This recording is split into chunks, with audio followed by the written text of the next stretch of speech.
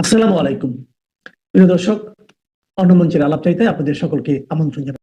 আমাদের sir doctor Mohammad Yunus, যিনি একদিন 18 মাস দেশ চালালেন এবং দেশটাকে সুন্দর চালিয়ে একটা মহান জায়গায় নিয়ে গিয়েছেন।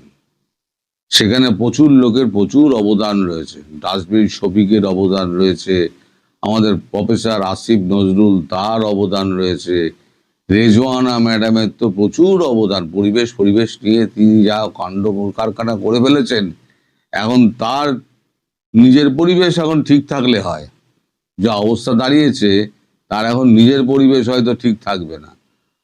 তো এই যে গতকালকে আমি আপনাদেরকে বলেছিলাম না, 970 কোটি টাকা, যেটা আপনাদের প্রাক্তন প্রধানমন্ত্রী বা বর্তমান প্রধানমন্ত্রী, তাকে দেশ থেকে চলে গেলেও তিনি বর্তমান প্রধানমন্ত্রী, তার বরাদ্দ করা বার্ষিক 970 কোটি টাকা গরিব মানুষের পুষ্টিকর খাবারের জন্য বরাদ্দ করা থাকে। সেই 970 কোটি টাকা তিনি বেমালুম ঝেড়ে দিয়েছেন। ঝেড়ে দেওয়ার মানে কি? ঝেড়ে দেওয়ার অর্থ তিনি তার নিজস্ব এনজিও আছে, সেই এনজিওতে ওই টাকাটি ট্রান্সফার করার জন্য প্রজ্ঞাপন পর্যন্ত জারি করে দিয়েছিলেন। এই যে প্রজ্ঞাপন জারি করা মানে তিনি ওই সরকারের টাকাটা, যেটা গরিব মানুষের জন্য খরচা করার টাকা, সেই টাকাটা তিনি নিজে পকেটস্থ করবেন, তার এনজিও মারফত এটা প্রতিষ্ঠিত হয়ে গেছে। ফলে এই যে তিনি যা যা কাণ্ড করেছেন, সবই তো হচ্ছে বিতর্কের ব্যাপার। এই নিয়ে মামলা হলে সে মামলায় অনেক দিন চলবে, সে মামলায় সাজা হতে হতে অনেক দেরি। কিন্তু এই যে 970 কোটি টাকা, যেটা সরকারি অর্থ, সেটা প্রজ্ঞাপন জারি করে তিনি সেই অর্থ নিজের এনজিওতে সেটা পাচার করেছেন বা পাচার করার চেষ্টা করেছেন, সেই ডকুমেন্ট কিন্তু এই সরকারের হাতে পড়ে গিয়েছে এবং সেই ডকুমেন্ট অনুযায়ী তার বিরুদ্ধে একটা মামলা হচ্ছে। এটা তো লিখিত ডকুমেন্ট। সরকারি টাকা তুমি নিজে আত্মসাৎ করার চেষ্টা করছো, সেটা একটা সরকারি প্রজ্ঞাপন জারি করে নিজে আত্মসাৎ করার চেষ্টা করছো। ফলে অভিযোগটা একেবারে সরাসরি প্রতিষ্ঠিত। এগুলো তো অন্যান্যগুলোতে গিয়ে আপনার প্রমাণ করার ব্যাপার আছে, অভিযোগ আছে, পাল্টা অভিযোগ আছে, সমস্ত কিছু চলবে। কিন্তু এই যে অভিযোগটা না, 970 কোটি টাকার অভিযোগটা, এটা একেবারে একেবারে গলায় শুল হয়ে বিঁধে গেছে। এখন এই 970 কোটি টাকার জন্য প্রথম ওনাকে জেল খাটতে হবে। এই যে মামলাটা যেটা হতে যাচ্ছে, 970 কোটি টাকা নিয়ে যে মামলাটা হতে যাচ্ছে, এই মামলাটা নীতিগতভাবে ফৌজদারি মামলা হিসেবে ট্রিট করা হবে। এই মামলাটা মানে কে করবে সেটা নিয়ে এখনো সিদ্ধান্ত হয়নি। তবে বিএনপির পক্ষ থেকে নীতিগত সিদ্ধান্ত নেওয়া হয়েছে, এই মামলাটা দিয়ে শুরু করা হবে, যেখানে তাকে প্রমাণ করতে হবে যে আমি এই টাকাটা আমি সরাইনি। কিন্তু প্রমাণ করার কোনো জায়গা নেই। সরকারি প্রজ্ঞাপন তিনি জারি করে দিয়েছেন, তার সই করা রয়েছে। 970 কোটি টাকা ওই ফান্ড থেকে এনে এই ফান্ডের থেকে টাকা নিয়ে ওই এনজিওর ফান্ডে দিয়ে দাও। এনজিও টাকার, এনজিওটা বকলমে ওনার। সেখানে রিজওয়ানা ম্যামেরও আবার একটা শেয়ার রয়েছে, ডাস্টবিন শফিকের একটা শেয়ার রয়েছে। সব মিলিয়ে মিশিয়ে দেশটাকে একেবারে লুটে পুটে খাওয়ার জন্য এই 18টা মাস এরা বসেছিল এবং আরো এটাকে প্রলম্বিত করার জন্য আরো নানান রকম ছল চাতুরি করেছিল, যার একটা অংশ রাষ্ট্রপতি শাহাবুদ্দিন চুপ্পু ফাঁস করে দিয়েছেন। এইটা দিয়ে সবে শুরু। এখন আপনারা বলতেই পারেন যে এই যে বাকি মামলাগুলো কি হবে। বাকি যে মামলাগুলো আছে না, এবং শেখ হাসিনার প্রত্যাবর্তন নিয়ে কি হবে, শেখ হাসিনার প্রত্যাবর্তনের ব্যাপারটা আমি ওই তখন দুপুরের সন্ধ্যের ভিডিওতে বলতে ভুলে গিয়েছি, যেটা হচ্ছে শেখ হাসিনার প্রত্যাবর্তন নিয়ে কিন্তু ওই তারেক রহমানের সঙ্গে যখন শেখ হাসিনার মিটিং হবে সেই সময় কিন্তু ওইটা ঠিক হয়ে যাবে যে কবে উনি ফিরবেন। তার আগে মাঠফাট এইগুলো সমস্ত পরিষ্কার করা হচ্ছে। আমি গতকালকেও বলেছিলাম আপনাদের, সমস্ত এখন সাফাই কর্ম হচ্ছে। সাফাই কর্মটা ঠিক হয়ে যাক, সাফাই কর্ম হয়ে গেলে তারপরে দেখবেন যে শেখ হাসিনা ঠিক সময় মতো চলে আসছেন, খুব একটা বেশি দেরি হবে না। আর এই যে মার্চের 12 তারিখে আপনাদের পার্লামেন্ট বসছে, এই মার্চের 12 তারিখে পার্লামেন্টে এই যত ওই যে 164 না কতগুলো হয়তো উনি করেছিলেন, আমার কোথায় লেখা আছে আমি এখন ধরতে পারছি না, 162টা অধ্যাদেশ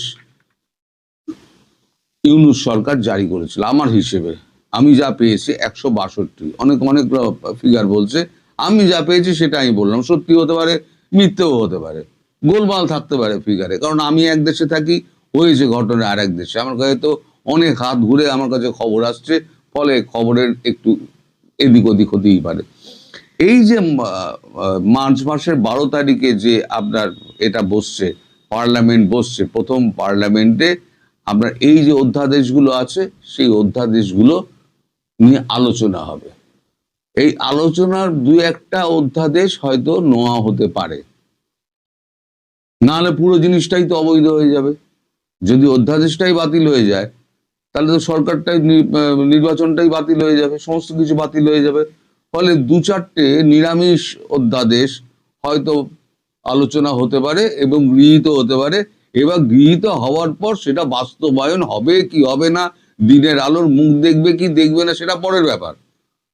কিন্তু এরকম 2-10টা হয়তো অধ্যাদেশ নেওয়া হবে, ওই মানে গ্রহণ করা হবে। আর বাকি যেগুলো উঠলো না সেটা অটোমেটিক্যালি বাতিল হয়ে যাবে।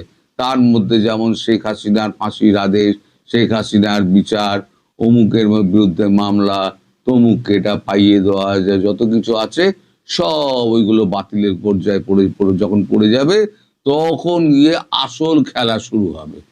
অর্থাৎ মেন খেলাটা শুরু হবে কিন্তু 12ই মার্চের পার্লামেন্ট বসার পর, যখনই অধ্যাদেশ নিয়ে আলোচনাটা হবে তখনই শুরু হবে 12ই মার্চের পর আসল খেলা। তার আগে আগের ভিডিওতে যেমন আমি বললাম যে মানে এই ভিডিও শুরুতে যেটা আমি বললাম যে ইউনূসের কপালে 970 কোটি টাকা দিয়ে 970 কোটি টাকা দিয়ে মামলা যেটা শুরু হতে যাচ্ছে সেটা তার প্রথম শুল, এবং সেই শুলে উনি বিদ্ধ হবেন। বিদ্ধ হয়ে তাকে কাঠগড়ায় উঠতে হবে, এবং তিনি নিজেকে ডিফেন্ড করার কোনো রাস্তা খোলা রাখেননি। তিনি নিজেকে ডিফেন্ড করতেই পারবেন না, কারণ তিনি প্রজ্ঞাপন জারি করেছেন, সেখানে তার সই রয়েছে। আর মাল গেছে কোথায়? মাল গেছে তার এনজিওতে। পৌঁছাক বা না পৌঁছাক, মাঝপথে থাকুক, কিন্তু আদেশটা তো জারি হয়েছে। বিচারক দেখবেন ঠিক আছে আদেশ তো জারি হয়েছে, আদেশকে দিয়েছে, আদেশ দিয়ে ডক্টর ইউনূস। মাল কার? মাল হচ্ছে সরকারের। কার জন্য মাল? গরিব মানুষের মাল। কে খাচ্ছে? খাচ্ছে হচ্ছে একটা মানে প্রধান উপদেষ্টা, তার বকলমে তার পকেটে যাচ্ছে এনজিওর মাধ্যমে। ফলে উনি গেলেন ফেঁসে। এই ফাঁসাটা শুরু হবে 970 কোটি টাকা দিয়ে। ওই জন্য গতকালকে বলেছিলাম এই 970 কোটি টাকা ওনার শুল হয়ে দাঁড়ালো। সবাই ভালো থাকবেন, সুস্থ। আইনজীবী মহসিন রশিদের বক্তব্য অনুযায়ী গত 18 মাসে ডক্টর মোহাম্মদ ইউনূসের কর্মকাণ্ড শুধু সংবিধান লঙ্ঘনের মধ্যে সীমাবদ্ধ নয়, বরং তা রাষ্ট্রদ্রোহের পর্যায়ে পৌঁছেছে। তিনি সঠিকভাবে উল্লেখ করেছেন যে এটি ট্রিজন বা রাষ্ট্রদ্রোহ। বাংলাদেশের দণ্ডবিধির 121 ধারা অনুযায়ী রাষ্ট্রদ্রোহের শাস্তি মৃত্যুদণ্ড বা যাবজ্জীবন কারাদণ্ড।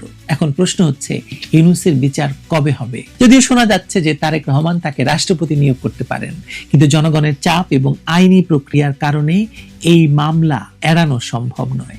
ইউনূসের বিরুদ্ধে শুধু রাষ্ট্রদ্রোহের অভিযোগ নয়, বরং অবৈধ চুক্তি, সম্পদ আত্মসাৎ, মব লেলিয়ে দিয়ে হত্যাকাণ্ড এবং দেশের স্বার্থ বিপন্ন করার মতো অসংখ্য অভিযোগ রয়েছে। মামলা তো একদিন হবেই, তা মহসিন রশিদ করুন কিংবা অন্য যে কেউই করুন না কেন। বাংলাদেশের ইতিহাসে রাষ্ট্রদ্রোহের অভিযোগে বিচার হয়েছে এবং মৃত্যুদণ্ড কার্যকর হয়েছে। ইউনূসের ক্ষেত্রেও এই আইনি প্রক্রিয়া অনিবার্য। তার অপরাধের মাত্রা এবং দেশের সাংবিধানিক ব্যবস্থার উপর আঘাতের কারণে তার বিচার হওয়া শুধু আইনগত প্রয়োজন নয়, বরং ন্যায় বিচারের দাবি। রাষ্ট্রপতি যখন বলেছেন যে এখনো সব কথা তিনি বলতে পারেননি, তখন বোঝা যায় যে আরো গুরুতর তথ্য রয়েছে যা প্রকাশ পেলে ইউনূসের অপরাধের পূর্ণাঙ্গ চিত্র পাওয়া যাবে। কিন্তু এতটুকু তথ্যই তার বিরুদ্ধে রাষ্ট্রদ্রোহের মামলার জন্য যথেষ্ট। এই মামলা শুধু সময়ের ব্যাপার। মৃত্যুদণ্ডযোগ্য এই অপরাধের বিচার অবশ্যই হবে। বাংলাদেশের রাজনৈতিক ইতিহাসে গত 1.5 বছরে যে অরাজকতা, সংবিধান লঙ্ঘন, সাংবিধানিক প্রতিষ্ঠানের উপর নগ্ন হস্তক্ষেপের ঘটনা ঘটেছে তা কোনো সাধারণ রাজনৈতিক বিচ্যুতি নয়, বরং এটি রাষ্ট্র এবং সার্বভৌমত্বের উপর সুপরিকল্পিত আঘাত। তথাকথিত শান্তিতে নোবেল বিজয়ী ডক্টর মোহাম্মদ ইউনূস অবৈধভাবে ক্ষমতা দখলের পর থেকে রাষ্ট্রের সর্বোচ্চ অভিভাবক রাষ্ট্রপতির সঙ্গে যে আচরণ করেছেন এবং সংবিধানকে যেভাবে বৃদ্ধাঙ্গুলি দেখিয়েছেন তা প্রচলিত আইনে সন্দেহাতীতভাবে রাষ্ট্রদ্রোহের শামিল। গতকালকের ভিডিও কলামে আমি উল্লেখ করেছিলাম যে কিভাবে এই অবৈধ সরকার মব বা উচ্ছৃঙ্খল জনতাকে লেলিয়ে দিয়ে রাষ্ট্রপতিকে হত্যা করতে চেয়েছিল। আজ সেই আশঙ্কার সত্যতা মিলেছে এবং দেশের বিশিষ্ট আইনজ্ঞ এবং রাজনৈতিক মহলের বক্তব্য সেটাই প্রমাণ করছে। বাংলাদেশ মুসলিম লীগের সভাপতি এবং সুপ্রিম কোর্টের জ্যেষ্ঠ আইনজীবী মহসিন রশিদ যে ঘোষণা দিয়েছেন তা কেবল একজন আইনজীবীর ব্যক্তিগত ক্ষোভ নয়, বরং এটি রাষ্ট্রের সংবিধান সমুন্নত রাখার এক অনিবার্য আইনি লড়াইয়ের পূর্বাভাস। তিনি স্পষ্ট ভাষায় বলেছেন, ডক্টর ইউনূসের কর্মকাণ্ড কেবল সংবিধান লঙ্ঘনের মধ্যে সীমাবদ্ধ নয়, এটি সরাসরি ট্রিজন বা রাষ্ট্রদ্রোহ। আর বাংলাদেশে প্রচলিত আইনে রাষ্ট্রদ্রোহের সর্বোচ্চ শাস্তি মৃত্যুদণ্ড। রাষ্ট্রপতি মোহাম্মদ শাহাবুদ্দিনের সাম্প্রতিক সাক্ষাৎকারটি বাংলাদেশের রাজনীতির অন্দরমহলের এক ভয়াবহ চিত্র সামনে এনেছে। গত 18 মাস ধরে বঙ্গভবনের 4 দেয়ালের মাঝে তাকে কিভাবে কার্যত বন্দী করে রাখা হয়েছিল তার বর্ণনা যে কোনো বিবেকবান মানুষকে শিউরে উঠতে বাধ্য করবে। একটি স্বাধীন দেশের রাষ্ট্রপতিকে তার সাংবিধানিক দায়িত্ব পালন করতে না দেওয়া, তাকে অন্ধকারে রাখা এবং তার উপর মানসিক নিপীড়ন চালানো, হত্যার হুমকি, এগুলো কোনো বিচ্ছিন্ন ঘটনা নয়। আইনজীবী মহসিন রশিদ যথার্থই বলেছেন, প্রধানমন্ত্রীর পদ শূন্য হওয়ার পর রাষ্ট্রপতি ছিলেন একমাত্র সাংবিধানিক পদে অধিষ্ঠিত ব্যক্তি। সেই রাষ্ট্রপতির সঙ্গে যোগাযোগ বিচ্ছিন্ন করা, নীতিগত সিদ্ধান্তে তাকে পাশ কাটিয়ে যাওয়া এবং তার অনুমতি ছাড়াই একের পর এক অধ্যাদেশ জারি করা ছিল সংবিধানের সুস্পষ্ট লঙ্ঘন। সংবিধানের 48 অনুচ্ছেদ অনুযায়ী রাষ্ট্রপতি রাষ্ট্রের প্রধান, কিন্তু ইউনূস সরকার তাকে একটি পুতুলে পরিণত করার চেষ্টা করেছে। প্রেস উইং প্রত্যাহার করে নেওয়া, ফটোগ্রাফারদের সরিয়ে দেওয়া এবং সরকারি ক্রয়পত্রে রাষ্ট্রপতির বাণী এবং ছবি নিষিদ্ধ করার মতো কুৎসিত ঘটনাগুলো প্রমাণ করে যে তারা সুপরিকল্পিতভাবে রাষ্ট্রপতির অস্তিত্বকে মুছে ফেলতে চেয়েছিল।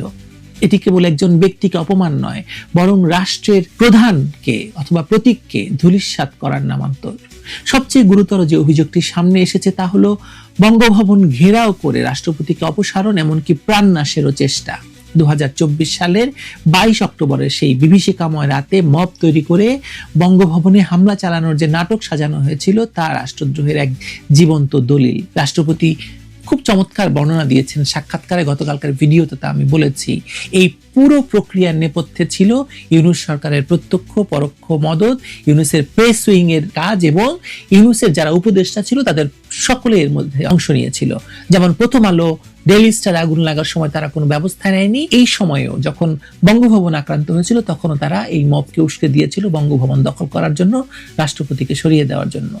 বৈষম্য বিরোধী ছাত্র আন্দোলনের নেতারা মধ্যরাতে ফোন করে দায় এড়ানোর চেষ্টা করেছিল বটে, কিন্তু সরকারের সম্মতি ছাড়া বঙ্গভবনের মতো স্পর্শকাতর এলাকায় এমন অরাজকতা সৃষ্টি করা ছিল অসম্ভব। রাষ্ট্রকে অস্থিতিশীল করা এবং সাংবিধানিক শূন্যতা তৈরির এই হীন প্রচেষ্টা সরাসরি রাষ্ট্রদ্রোহী অপরাধ।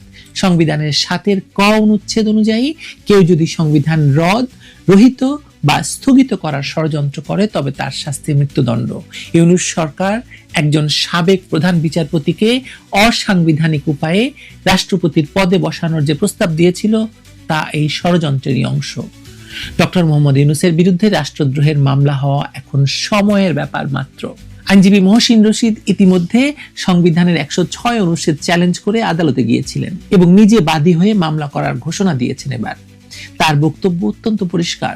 রাষ্ট্রপতিকে চোর আখ্যা দেওয়া, তাকে ভয়ভীতি দেখানো, জিম্মি করে নথিতে সই করানো কোনো সাধারণ অপরাধ নয়। সেই সংবিধানের দোহাই দিয়ে বা যেই রাষ্ট্রপতির কাছে শপথ নিয়ে ইউনূস সরকার ক্ষমতায় বসেছিল, সেই রাষ্ট্রপতিকে অকার্যকর করে দেওয়ার মাধ্যমে তারা নিজেদের শপথ ভঙ্গ করেছে। শপথ ভঙ্গের এই দায় এবং সংবিধান লঙ্ঘনের অপরাধ তাকে কাঠগড়ায় দাঁড় করাবেই আজ কিংবা কাল।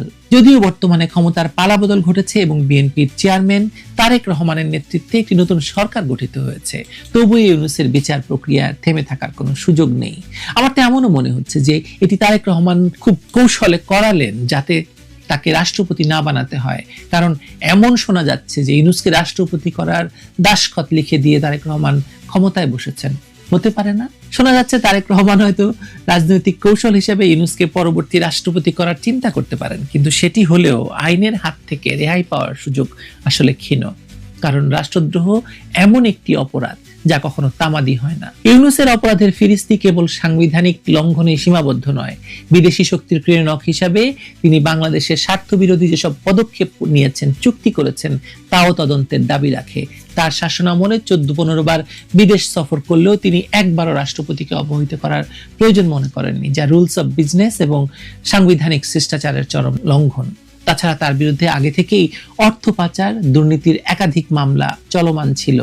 অবৈধভাবে ক্ষমতা দখল করে তিনি নিজের স্বার্থ সিদ্ধি এবং বিদেশি প্রভুদের এজেন্ডা বাস্তবায়নে রাষ্ট্রযন্ত্রকে ব্যবহার করেছেন। নির্বাহী ক্ষমতা বলে তার উপরে থাকা মামলা তুলে নিয়েছেন, যেটা আরো বড় সংবিধান লঙ্ঘন। দেশের অর্থনীতিকে পঙ্গু করে দেওয়া, জাতীয় নিরাপত্তা বিঘ্নিত করা, বিদেশের সঙ্গে গোপন বা অসম চুক্তি করার অভিযোগগুলো এখন একে একে সামনে আসছে। মব লেলিয়ে দিয়ে মানুষ হত্যা এবং রাজনৈতিক প্রতিপক্ষকে দমন করার যে সংস্কৃতি তিনি চালু করলেন, তার জন্য তাকে জবাবদিহি করতেই হবে। অনেকে মনে করতে পারেন যে নোবেল বিজয়ী হওয়ার কারণে আন্তর্জাতিক মহল হয়তো ইউনূসকে রক্ষা করার চেষ্টা করবে, কিন্তু বাস্তবতা হলো তার জনপ্রিয়তা এবং গ্রহণযোগ্যতা সব তলানিতে গিয়ে ঠেকেছিল। 2024 সালে সন্ত্রাসের মাধ্যমে ক্ষমতা দখলের পর তার অদক্ষতা এবং প্রতিহিংসা পরায়ণ রাজনীতি দেশের মানুষকে তার বিরুদ্ধে দাঁড় করিয়ে দিয়েছে। বিদেশিরা যখন দেখছে তাদের তুরুপের তাস মানে ডক্টর ইউনূস অকার্যকর হয়ে পড়েছে, তখন তারা তাকে সরিয়ে দিতে বাধ্য হয়েছে। মৃত ঘোড়ায় কেউ বাজি ধরে না। ডক্টর ইউনূস এখন একটা মৃত ঘোড়া। মানে এখন যদি তার বিরুদ্ধে আইনি প্রক্রিয়া শুরু হয়, তবে তা হবে সম্পূর্ণ তথ্য প্রমাণ এবং সংবিধানের ভিত্তিতে। বাংলাদেশের বিচার ব্যবস্থা যদি স্বাধীনভাবে কাজ করে, তবে রাষ্ট্রপতির উপর এই মানসিক নির্যাতন, হত্যা চেষ্টা এবং সংবিধানকে পদদলিত করার অপরাধে ডক্টর মোহাম্মদ ইউনূসের সর্বোচ্চ শাস্তি পেতে হবে। মহসিন রশিদের মতো জ্যেষ্ঠ আইনজীবীরা যখন সোচ্চার হয়েছেন, তখন বোঝাই যাচ্ছে রাষ্ট্রের ভেতরকার একটি বড় শক্তিশালী অংশ আর চুপ থাকতে রাজি নয়। ইউনূসকে এবার যেতেই হবে। কোথায় যেতে হবে? দেখুন, ফাঁসির দড়ি আছে, তৈরি হয়তো। ভালো থাকবেন সবাই।